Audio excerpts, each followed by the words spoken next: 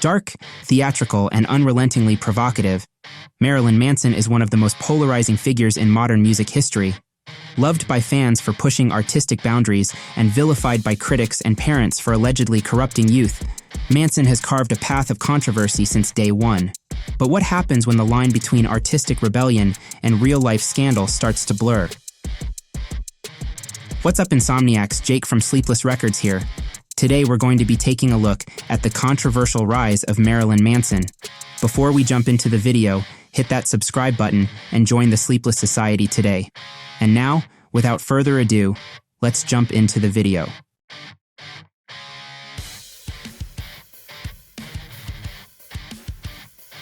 Marilyn Manson was born as Brian Hugh Warner on January 5, 1969, in Canton, Ohio. Raised in a conservative Christian household, Warner's early life was shaped by strict religious teachings, which he often felt confined by. As a teenager, he became fascinated with the darker side of art, literature, and music, particularly the works of figures like Salvador Dali and David Bowie. After relocating to Florida in the late 1980s, Warner adopted the name Marilyn Manson, a combination of Marilyn Monroe and Charles Manson, to reflect the dichotomy of beauty and horror. Along with guitarist Scott Putesky, aka Daisy Berkowitz, he formed the band Marilyn Manson and the Spooky Kids in 1989. They quickly gained attention for their theatrical performances and provocative imagery, blending goth, glam, and industrial elements. Their breakout came in 1994 when Nine Inch Nails frontman Trent Reznor produced their debut album Portrait of an American Family. The record, though not a commercial success initially, laid the foundation for Manson's career, introducing themes of rebellion, societal critique, and shock value that would define his art.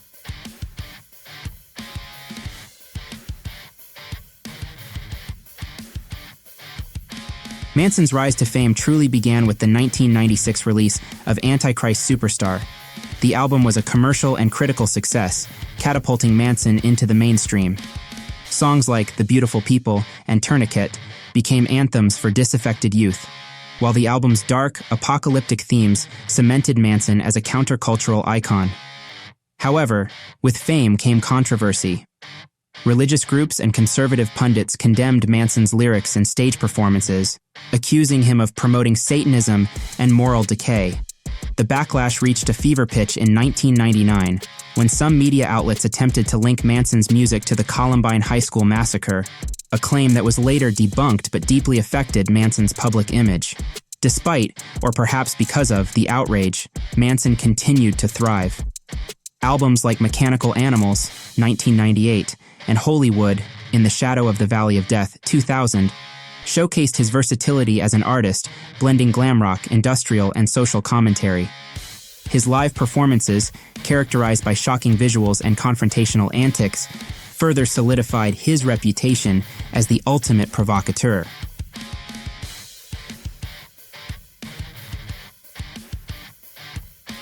Throughout the 2000s, Manson remained a polarizing figure. Albums like The Golden Age of Grotesque, 2003, and Eat Me, Drink Me, 2007, explored themes of decadence, identity, and existential angst, though they were met with mixed reviews. By this time, Manson's shock factor had begun to lose its edge in a changing cultural landscape. In his personal life, Manson cultivated an image of hedonism, often making headlines for his relationships with high-profile figures like Dita Von Teese and Evan Rachel Wood. His fascination with dark art and the macabre extended beyond music, as he ventured into painting, acting, and even launching a line of absinthe. However, the controversies surrounding Manson were no longer confined to his art. Allegations of inappropriate behavior began to surface, painting a picture of an artist who blurred the lines between his onstage persona and offstage conduct. In 2021, a series of allegations against Manson came to light, spearheaded by actress Evan Rachel Wood. Wood, who had dated Manson from 2007 to 2010, accused him of emotional, physical, and sexual abuse, describing him as a dangerous man who preyed on vulnerable individuals. Following her claims, multiple other women came forward with similar accusations. Manson denied the allegations, calling them horrible distortions of reality, and claiming that his relationships were always consensual. Nonetheless, the fallout was swift. his record label dropped him, TV appearances were pulled, and he faced lawsuits from several of his accusers. One of the most significant legal cases involved Ashley Morgan Smithline, who accused Manson of sexual assault and battery.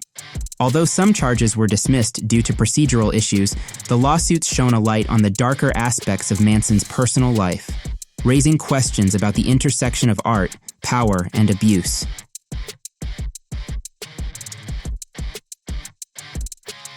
Manson's most high-profile legal battle concluded in 2023 when he reached a settlement with one of his accusers. While the exact terms of the settlement were not disclosed, the case marked a turning point in how Manson's legacy is perceived. The trial highlighted the complexities of separating the artist from the art.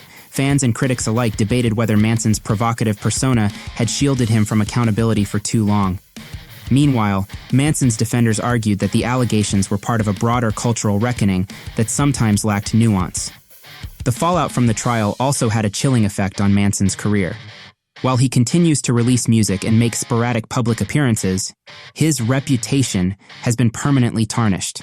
For many, the trial served as a sobering reminder of the dark side of fame and the responsibilities that come with it. As of 2024, Manson's future remains uncertain. While he has teased new music and hinted at a possible return to touring, the controversies surrounding him have made it difficult to regain his former stature. The music industry, too, has become more cautious about associating with polarizing figures, leaving Manson at a crossroads. Despite these challenges, Manson retains a loyal fan base. For some, his art continues to resonate as a symbol of rebellion and individuality. For others, the allegations against him overshadow any artistic contributions he has made.